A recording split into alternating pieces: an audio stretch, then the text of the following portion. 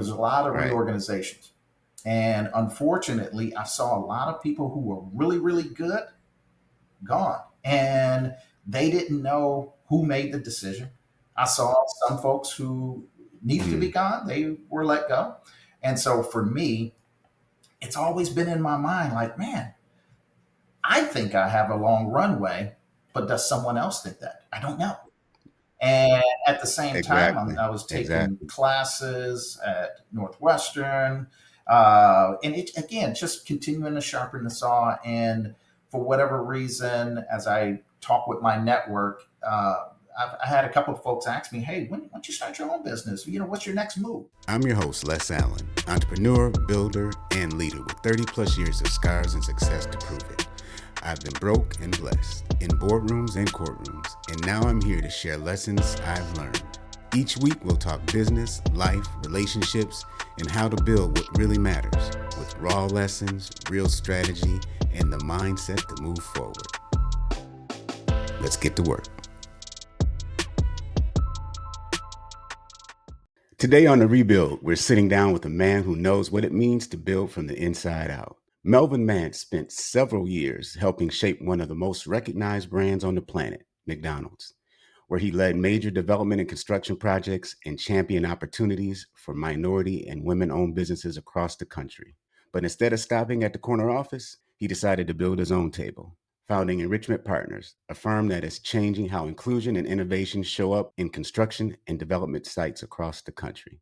We're talking legacy, leadership, and how the leap from corporate to entrepreneur happened. The story behind how Melvin Mance turned structure into strategy and strategy into ownership. Melvin, welcome to the Rebuild. Hey, good morning, man. Good to see you. Likewise, Right. I appreciate your time this morning. I know you're a busy man with several things going on, and probably didn't get too much sleep last night, No. I imagine. Yeah, it's the business. It always kind of keeps you up just a little bit. So, but it's all good, Right. man. I'm happy for the invitation and look forward to our conversation. All right. I really appreciate you being here Yeah. again. So now, where did you attend college, and when did you come out? Yeah, so I attended Michigan State University in East Lansing. I'm originally from Flint, Michigan, which is just less than an hour north of East Lansing. And I, Flintstone. yeah, Flint Town. And I came out. I started January of 1987, and Okay. ended up graduating in December 1992. Okay. So was McDonald's your first opportunity out of college? Absolutely not. In fact, I just remember they were at Michigan State recruiting their development team, in fact. Okay. And at that time, I had one foot in entrepreneurship because I was an electrician, I was an apprentice. And so I was doing a Okay. lot of side jobs. So part of me was, thinking I would own my own electrical. That's what I went to college for. And then the other part is, as I was going through college, I was introduced to several Fortune 500 companies and finding out about their development teams, the larger construction. And so, when I looked at McDonald's, like, oh, they're coming to recruit. No, absolutely no way. I want to either build some superstructure or I'm going to wire up some, commercial building. That's where my head was at that present time. You were thinking data centers before data centers were There you were a go. thing. There it is. Yeah, or in that case, Breslin Centers, because they were building the Michigan State basketball arena, the Breslin Center, on campus when I was there. Kind of dated Okay. myself a little bit, but yeah, it was under construction. That's right. So I know I spent a lot of time when I was in college. My degree was in psychology, but I never used it coming out of school. But I remember my senior year, Hampton was under significant development, and I would find myself leaving class and going over and sitting in my car watching the construction sites, Oh wow. watching them build the buildings. And that's when I discovered that, man, I think I made the wrong decision and major. Mm. So I just went on and graduated, but then I immediately started looking into construction opportunities after graduation. Gotcha. So If you don't mind me asking, so were you looking to go the medical route part of psychology, or was that a segue into a lot of folks end up going into legal?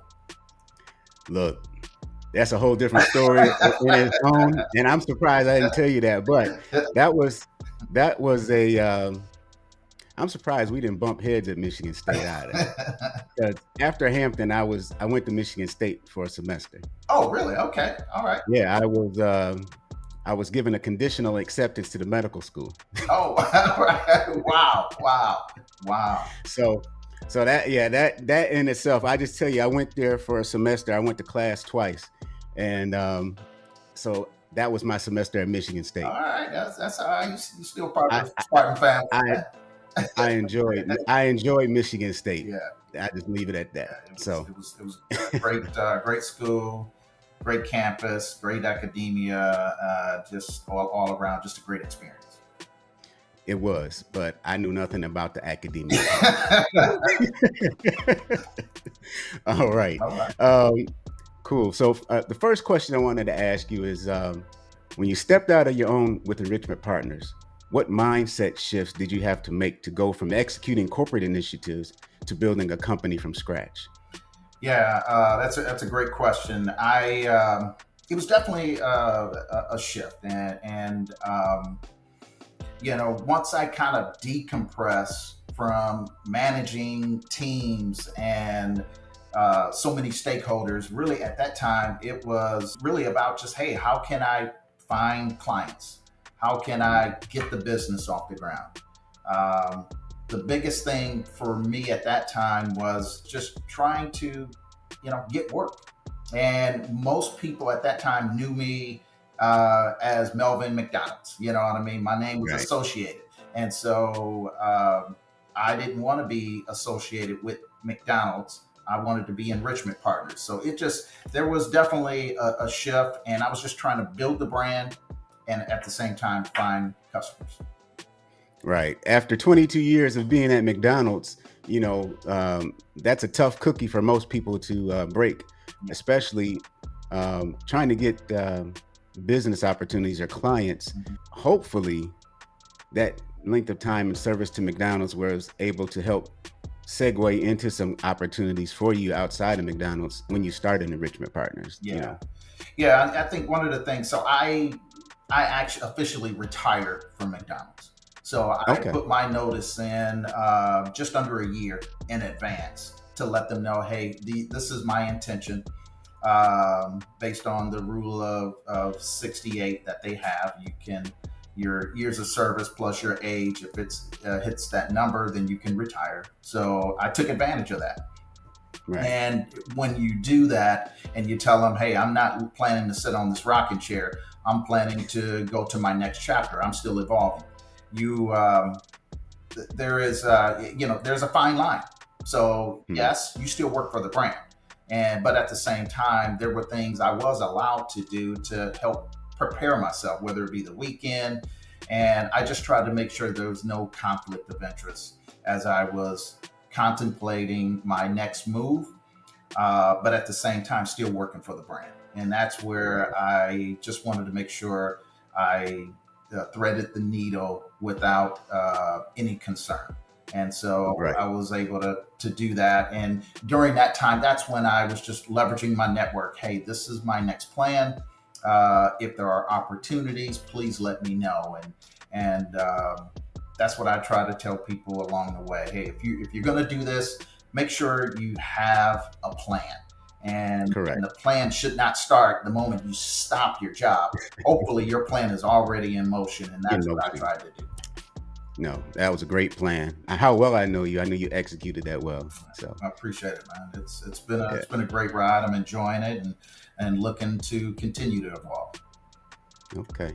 So what habits from McDonald's still serve you well today, and what did you have to unlearn to thrive as an entrepreneur?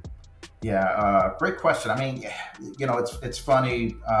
When I got out of college, I think there was almost a 10-year period that I worked for the larger brands, construction, doing big construction, the plants, the large facilities. Think that's the type of construction I did. At that time, you traveled a lot. You moved Hmm. around. I was in New Jersey. I was in New Orleans. I was in Chicago on these long projects, 18 months or more. When I got to McDonald's, it was a little different. And in fact, a friend of mine worked for McDonald's, and he was like, "Hey, you can have that lifestyle where you're coming home every day and still build." And I'll be honest, that curiosity got to me a little bit, so I wanted to find out more. And I'm like, I love building the bigger structures, but could I enjoy building what I would consider at that time small boxes? And but Hmm. once I did that, and I got to McDonald's, and the first thing I noticed is um, the diversity within there. I mean, there was so many black vice presidents, senior vice presidents. That was a huge appeal to see many of us, people that look like us, in high positions over there. And in Right. addition, the franchisees. And so when you saw that, and then you go into the architectural team, at that time we had several architects, engineers, and I mean, there were people from Russia, from Georgia, from Japan, from South Africa.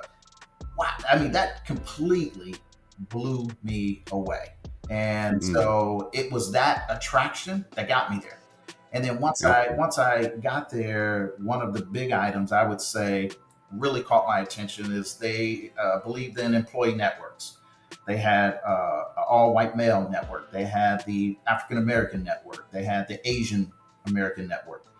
Well, I was obviously part of the veteran network. I was part of the African American, and there were great classes where that Mm. really help you grow. So if you wanted to grow beyond just executing, but be part of strategy, you had that opportunity if you took advantage of it. And I'll be honest, my curiosity has always, I think that's what keeps me going. It's the curiosity piece that's Yes. kept me going. And so it was, I credit those classes, seeing people that look like you and I, and just being able to work with a diverse group of folks to move the business. To me, it checked every box, and that's why I ended up staying there for 22 years. So um, it was what there was structure, there was a lot of good learnings. That is what attracted me. Right. Okay. That's great. So within that structure, that huge corporate structure that McDonald's offered, kind of switching back to the entrepreneurial side, Mhm. what kind of things did you have? I'm going to go back to that question. Have to unlearn, Okay. because you're used to 22 years of being in this huge structure, Yeah. and then now when you start out, it's just you. Yeah, And that's a huge jump. So you're right. I had the opportunity and the pleasure to, if I needed to talk to someone in advertising, if I needed to talk to someone in marketing, IT. IT was the biggest thing that I would say, or one of the many things is, I ended up buying a couple of new computers, and Mhm. I just remember, you know, calling my wife, "Hey, honey, can you help me with this?" And you don't have that IT services that you could call anymore. You know, Right. you're IT or your wife is Right. IT, and so I had to unlearn. Hey, there's some things that you got to do yourself, and it was a little bit of a rude awakening because I really had to manage my time effectively. I had to figure out how am I not going to let these tools that I need stop me from moving forward. And Right. so uh, what I will tell you is in lieu of just being an independent contractor or independent contractor, just myself, my goal was to build a brand. And so my thinking was make the investment, Okay. find the right resources, whether it be IT, whether it be marketing, but to help me build the brand. Yeah. Okay. And not sit back and wait because there is no IT services at the house. And that was a biggie for me because I didn't want that to stop me from doing the work that I needed to do with the Right. especially with the first client that I had.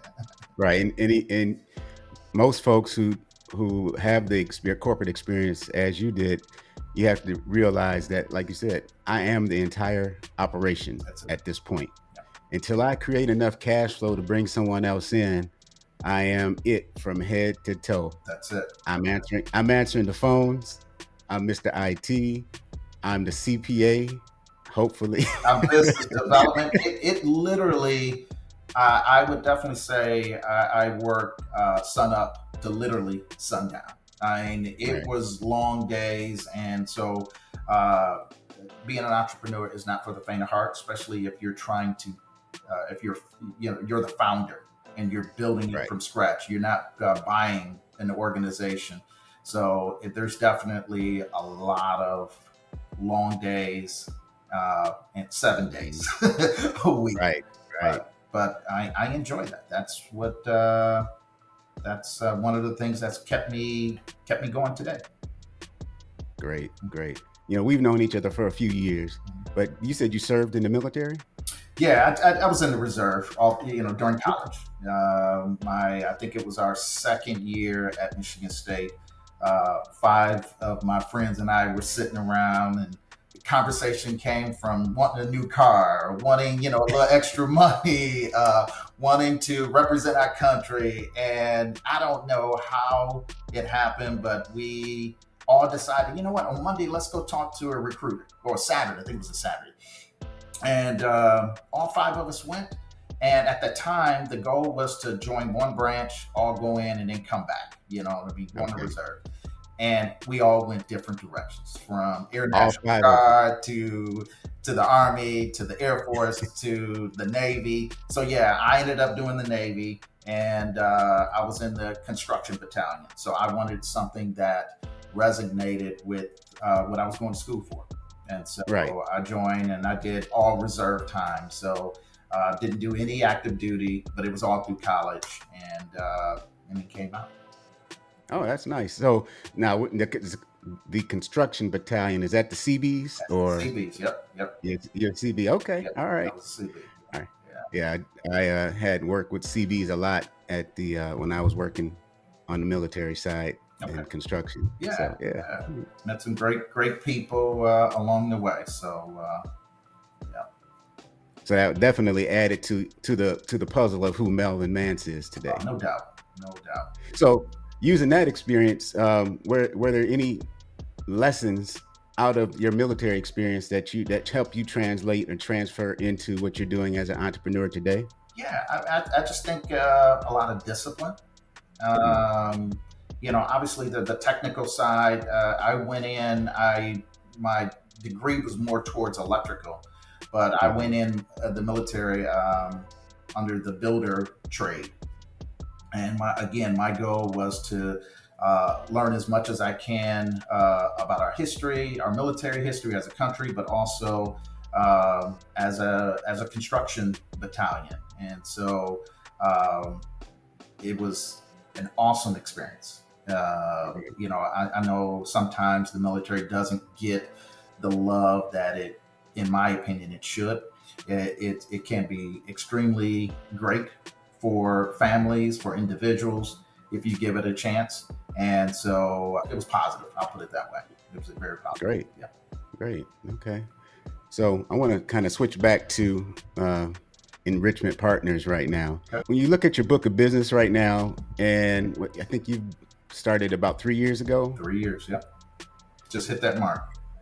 Congratulations. Appreciate it. Appreciate it. So, based on day one into where you are 3 years later, when you look at your book of business, your backlog, are you where you thought you were going to be? A little behind or a little ahead? I didn't really know what to expect, to be honest. Okay. But my big thing was that I realized is I can't. I'm not going to leave corporate America and then go build some skyscraper. You know. So my big thing is I needed to focus on what I think I can do. We have a saying: I need to make $5. Okay, I can make $5 doing what I know best, which is building restaurants or something in that category, in that sector. Right. So that is what I started with. Do it what you know best. And so Hmm. my first client, they hired me to help with strategy. They had an issue with or an opportunity for doing cost estimates, for doing Okay. site layouts. That's something I can do pretty easily. And Right. so it was more of a consulting role. And then my second client asked me to become more of a general contractor. And it was really at that point I realized I needed staff. I needed people. I needed resources. And so once I started to see the pool of the and people calling, hey, would love to put you to work. That's when I started reaching out and trying to build a team. And Right. so I went in my phone book and shared my dream with a couple of folks, and I must have caught them at the right time. Three of the four people I caught are still with me today. And That's so, great. yeah, it's a blessing. We still do a lot of restaurants and retail, but it's certainly grown since in the 3 years. I'm very proud of where we are today. I didn't have any idea where it would go. I had aspirations from a revenue standpoint. We're close to that, but we're still growing, and that's the thing that keeps me going is to see that we're making an impact across many brands right now. That's great. That's great to hear. Something that affects all businesses, and from what you just shared with us, says a lot about who you are as an individual, who you are as a person, and your corporate dream. Because in small businesses, large businesses, businesses across the board, turnover will kill you. And for you saying that three of the four people that started out with you are still with you, that is huge. Because I talked to my wife and what she's doing, and in her arena, that turnover and having to retrain and train and go through even the little stuff like IT, setting up emails, and getting people acclimated, introducing to the clients, that becomes a burden if you have a constant revolving door. So Yeah. Well, what have if you you don't mind done? me add to that, kind of following back with your other question, but one of the things in the military, one of the things in with McDonald's, they were big on playbooks, and that is something that I took with me is, hey Melvin, you need to develop your playbook. Mhm. And I know my team initially, when I kept saying that, they just kind of looked at me, what is he talking about, playbook? And so a lot of the work that we do, in some cases, it's repeatable work. So Mhm. create the workbook or the playbook that outlines the steps that need to take place from the initial groundbreak meeting or estimates all the way through completion. And so Right. that's one of many things that we've implemented is playbooks, strategy books, and I do credit McDonald's with just number one, going from just operations to help build stores to more of the strategy.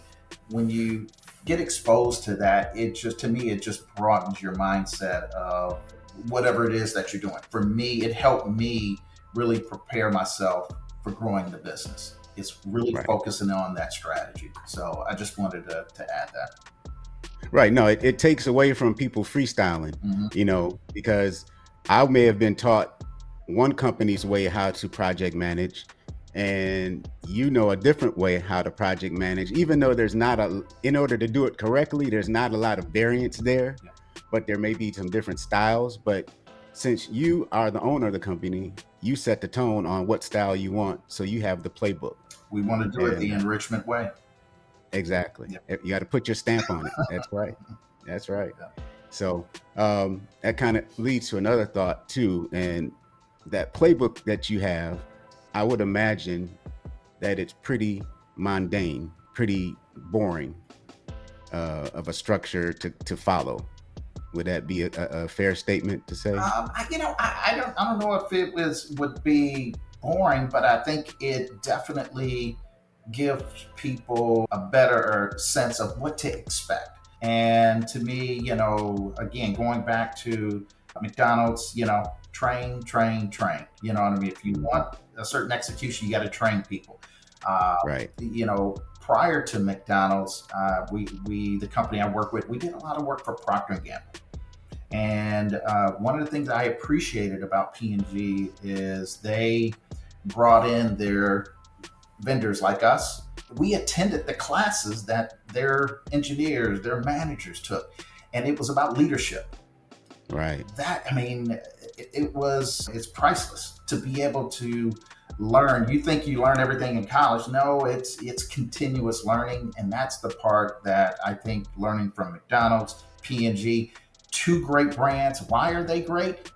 Look at what they do for their people. They focus on people first, training and development. As I'm trying to build out Enrichment Partners, that is an important step. When we open up a meeting, what do we talk about first? People. We start with people, positivity, and then we get into the business. I think who came on board, when they see the playbook, they see the direction we're going, it's kind of, you could see the light, like, I got it. I like this. Right. And we just had a couple of folks hit the 1 year mark. And to hear them very appreciative and happy to be with us, I think says a lot about what we're doing as a team. And hopefully, they can continue to grow and grow the business with us. Great. I try to draw a line, and it's this consistent thread has gone through every interview that I've had thus far. There's no razzle dazzle to this entrepreneurial journey. People on the outside, they only see maybe the highs or maybe see a few lows, but you have to maintain that consistency, that boring, you're learning something new every day, hopefully. But what came up in another conversation I had was when the New England Patriots were winning all those Super Bowls, they were doing boring things. It was no razzle dazzle. It was just straight up, absolutely consistent, yep, to the playbook. When the San Antonio Spurs were doing the championship runs, it was the same thing. Now, those were people who were consistently great. Those teams were. And I think what I was trying to tie that string across the line is that if you want to be consistently great as a small business or a business, you've got to stick to doing those unexciting things every single day. The boring things. That's the point I was trying to get across. I wasn't trying to call your playbook. I didn't take it that way, but I totally agree with that. That is extremely important. There is the consistency of what we're doing, and to me, this is why we're getting the repeat work that we get. A lot of our book of business is repeat work, and it's being consistent and doing things the way that our client enjoys. And it may not be exciting, may not be pretty, but we get it done. We get it done the way that they like. And so it says a lot, right, in my opinion. Yeah, that's all that matters. Repeat business is the most valuable business. Now, what gave you the confidence to say, and maybe it was when you were at McDonald's or soon afterwards, but I believe based on what you shared earlier that it was when you were at McDonald's. What gave you the confidence to say, I'm going to take this leap and I'm going to go into this world of entrepreneurship and I'm going to focus on construction and development? What made you say, you know what? Yeah, that's a great question. So again, as I mentioned, I think it was my senior year, that's when I first started thinking about entrepreneurship. And so my grandparents and my mom, we all got to talking about electrical. Hey, why don't you start your own electrical firm, go to school, get your license, things of that nature. And so during my college years, again, this is when I first started to get a taste of it. And the goal was to start my own business after school. Corporate America, kind of whisked me away. I absolutely enjoyed it. But along the way, whether it's with doing work with some of the other bigger brands, the P&Gs, the McDonald's, one of the things that I think you have to be aware of is just aware of your surroundings. And, you and I are part of that Gen X group. We saw the group ahead of us, our parents, the boomers, stayed consistent with a company 30, 40 years. And one Right. of the things that Right. we saw, you saw corporate America changing, you saw just a shift. And so unfortunately, we've seen some where you get to a certain age or salary range, you become in a category of vulnerable. You're vulnerable, expendable, and Expendable. knowing that, Right. again, just I don't think you have to act on it per se, but you need to be aware that those things happen. And one of the things as I mentioned earlier with McDonald's, uh, being aware of your surroundings, looking at your 2 to 3 year window. What does that look like? And those are the things that they put in our head to, hey, are you looking to grow?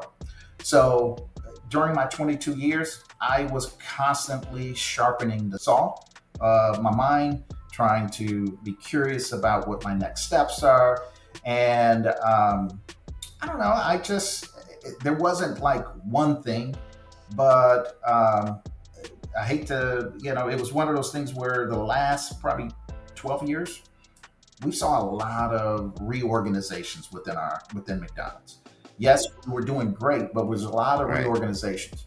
And unfortunately, I saw a lot of people who were really, really good gone. And they didn't know who made the decision. I saw some folks who needed to be Mm. gone, they were let go. And so for me, it's always been in my mind like, man, I think I have a long runway, but does someone else think that? I don't know. And at the same time, Exactly. I was taking Exactly. classes at Northwestern, and it again just continuing to sharpen the saw. And for whatever reason, as I talk with my network, I had a couple of folks ask me, "Hey, when don't you start your own business? What's your next move? What's your next chapter?" And Mm. I think it was just me feeling like, man, I am still evolving. Yes, I'm getting older physically, but I'm still evolving. Is this an opportunity to do my own thing? And as I talk with my network, Right. I got more and more confidence that, hey, I think I have something to offer. Why don't I pursue it? So I started talking with my wife, and then my network of close network, that is, and that's when I eventually landed on. I think now is the time, That's a time. and so the wife and I, we started kind of preparing ourselves. And then at that point, that's when I let our leadership know that I was going to retire within a year, and then here it is today. So Wow.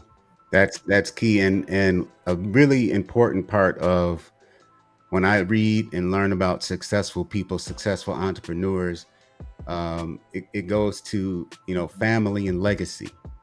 And you kind of touched on something there that I was going to ask about, but it's a great segue into it. Is making the decision to leave your corporate job and then also make the decision of taking the incredibly large risk of starting your own firm.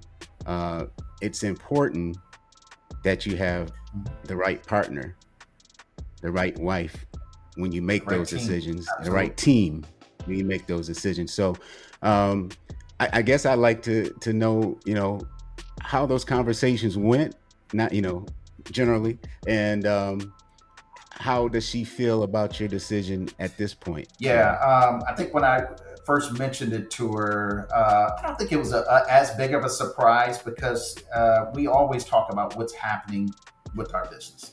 I hear what's going on with Mhm. hers. Are there any downsizing? Are there any potential reorganizations? And so, as I shared with her, man, as I look at my next chapter, do we, take an overseas type position with McDonald's? Do we go to another part of the country? But I was just I've always had growth in my mind. And, yeah, maybe it's 5 years here or whatever the number, but it was about continuous growth. And so I don't think it was a complete surprise. I think her biggest thing is, okay, if you do this, uh, let's talk about the execution. What does that plan look like? And so, uh, when I did bring it up to her, I had a general outline of what that could look Okay. like. And so she liked it. And then I start sharing with her, hey, here's the network of people that I'm talking to that can help us bring this to fruition. And so yes, I do have a network of people that I can call on. One of my closest dear friends, Dave Moody, as an example. He's a large African American general contractor in the U.S. Just a fantastic mentor. And if you surround yourselves with the right people, they're going to ask a lot of questions, and they're going to hopefully give you Right. frank feedback. And so once I started Right. sharing uh, the outline, the framework of what I was trying to do, um, and getting feedback from them, it gave me even more confidence that okay, this can work. And Right. so that's what we did. We put together a 3-year plan as to how we were going to execute, clients we would focus on, the type of work, and fortunately, we've hit those marks. I mean, that's the fantastic. Right now, we're doing the same thing. It's the fall is usually planning season, so I'm carrying a lot of Hmm. things that I did with McDonald's, that whole building strategy. How do we roll this out to the rest of the country? I do the same thing with Enrichment Partners, and so we're looking at the next 3 to 5, and there's a potential to do some big things, things far beyond what we're doing today. We're excited about it. So, but Great. it's about building that strategy and then having an executable plan, um, and staying consistent with that plan to see that come to fruition. Okay. Great. So right now, as you look at things, as you look at your backlog, as you look into the future, what type of, I hate to even ask it because we're so young, but but you think about, are you thinking about legacy for your kids? What can you leave behind outside of what you've earned in the past? Or are you kind of looking at things from the perspective of, um, you know, what I'm doing now, I may sell in the future, or, kind of what is your long range plan with this, in your Yeah. mind? So the goal is to build a brand. That's ultimately I want to build a brand, and I don't. There's a lot of companies that want to be. I just want to be an independent contractor, do this maybe to retire or sell, and there's nothing wrong with that. For Right. me, Right. is we're trying to build a brand, and the brand could be pretty big, or it could be this size, but we are trying to build something sustainable. Hmm. Have no idea if the kids will want to do this, but or the grandkids. Right. I don't know, but I do. I enjoy what I do. I love the impact that we have. The type of work that we do affects communities, Right. and hopefully, people interpret it in a positive way. And so, um, as some people head towards retirement, where they're sitting on the chair, that's not my. I don't look at it that way. Right. I want to keep. I'm still evolving. So uh, I'm fortunate to have several family members, grandparents, aunts, uncles, who live well into their late 90s. Okay. And so as I look at my age today, man, it's almost like, hey, I got to relive my life again. So what am I going to do in that time frame? I want to Right. impact. I want to build a business. Hopefully, it's going to be impactful to have a positive impact to my community, to my family, to my teammates. That's where we're going with this, and so it is beyond just focusing on building something today, but it's having an impact in a much broader way. Okay. Great. Thank you.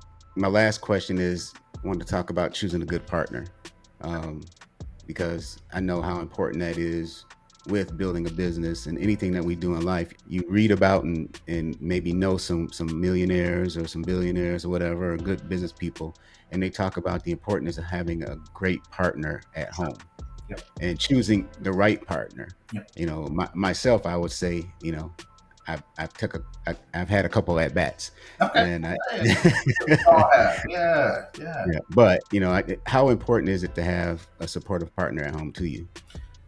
Extremely important. I don't think I could do this without the acceptance with my wife. I mean, that is just number one. And so we have been aligned for almost 30 years now. Married a little over Right. 25, and it's been a blessing. And as I have grown and had to move around the country, she's been my right hand. I need someone. Hey, we may need to move to X. Uh, need you to come with me. I don't want to leave you. And Please. so, yes. And so that having that type of partner who understands and you guys are equally yoked about your future Yeah. is priceless. And Right. just as we, how do we raise our kids? That is, we need to be aligned, and that's why going to her first, sharing my dream, and it piqued her interest and curiosity. And okay, Melvin. One thing she knows about Melvin is if I throw it out there, all right, now give me the rest. I know you have a plan, Yeah. and then I have a written little strategy of some sort of sketch. So, but having your partner on board, uh, everyone's situation is different. Right. We've done very well as a team. She's a professional. I've done well in my profession, and so yeah, those things are is going along. But again, like I mentioned, there we also know that there's a lot of folks that have disruption, and whether it Right. be loss of job, whether it be health, and do you have a plan for that? And so that's where she and I have put contingency plans of things happen with health or this or that. We can't think through everything, but we have experienced some things on my side. My parents, my mom passed away, and then my stepdad passed away at the same time, very young in age, Wow. and Wow. it obviously had an effect on me. And we just started thinking, man, what if that happened to us? And so Right.